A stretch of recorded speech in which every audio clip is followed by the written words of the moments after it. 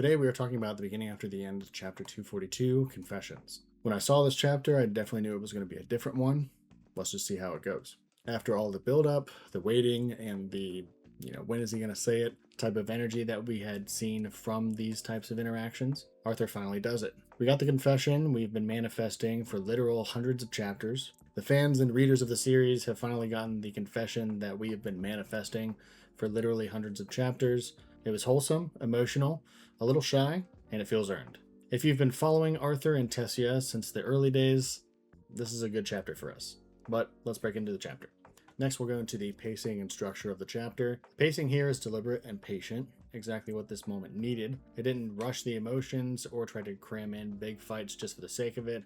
We did have that sparring type of scenario before all of the stuff kind of just slowed down. The chapter feels structured like a proper emotional payoff chapter, some lighter and setup moments at the start to ground us. Then it narrows in on Arthur and Tessia for the meat of the chapter. The dialogue carries a lot of weight, and there are plenty of close-up panels and expressions that are doing a lot of the heavy lifting. It builds naturally toward the big moment instead of forcing it.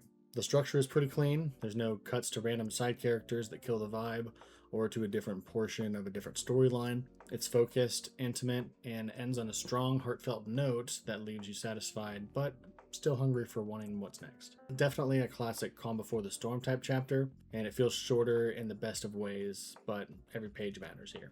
Now we'll move on to the character components of the chapter, and this chapter is peak character work, especially for the leads, and the only two that I'm going to go over for this section. First, we'll go over Arthur, who shows real growth in this chapter. The reincarnated king who used to bury everything is finally letting the walls down. He's vulnerable, a little awkward, and actually says the words instead of dancing around them like he used to.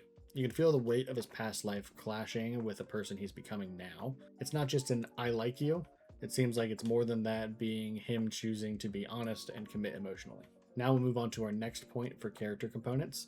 And this one will follow Tessia, who is the best in this chapter. Her new design with the silver hair, pretty awesome. Definitely looks better than the old whitish version. A little bit more mature, striking, and it fits her current state perfectly, along with the art, obviously. Her reactions are everything here, and it shows with the art.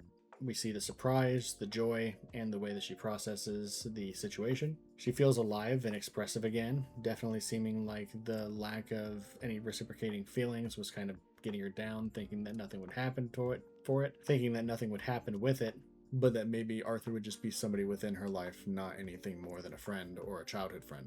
Having said that, we do see their dynamic shift from childhood friends and having some type of teasing in between them to something more deep and a little bit more mature.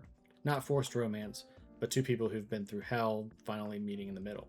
Now to the story progression and lore components of the chapter. Story-wise, this is a major milestone for the romance side of things. We've waited forever for Arthur to stop running from his feelings, and in this chapter, it finally delivers that payoff. The confession, combined with giving her the pendant, is the emotional anchor for the chapter. It solidifies their bond and raises the stakes. Whatever comes next, they're facing it together with clear feelings. And we know that one's going to be rough with the impending battle the next day. Lore-wise, it's lighter on big world revelations and heavier on personal and relationship lore. We get more insight into how Arthur has processed his feelings over time, the significance of the pendant as a symbol of commitment, and how their shared history shapes this moment. It ties back to earlier promises and emotional threads without info dumping. No massive new faction reveals or power-ups here. This chapter is about deepening the character connections so the upcoming chaos hits a little bit harder, a little more harsher.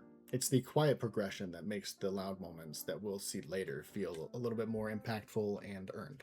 So, here's my final thoughts for the chapter. Wholesome, well-paced, emotionally satisfying, and it gave us the confession scene done right.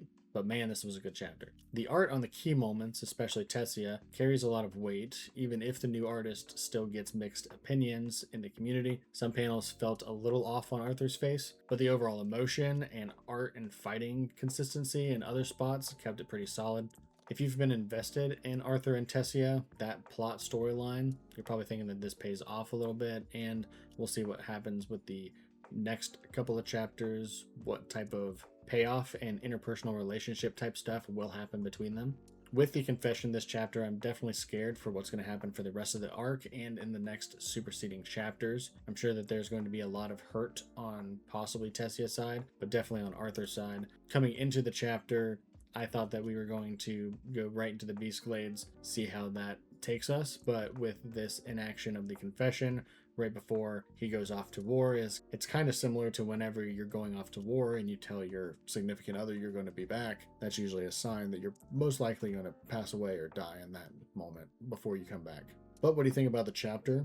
What do you think is going to come in the next couple of chapters due to the confession? Do you think anything's going to come of it, whether it be in a good way or a bad way? But with that being said, until next time, stay safe, keep the hype alive. I'll catch you in the next one. All right, see ya.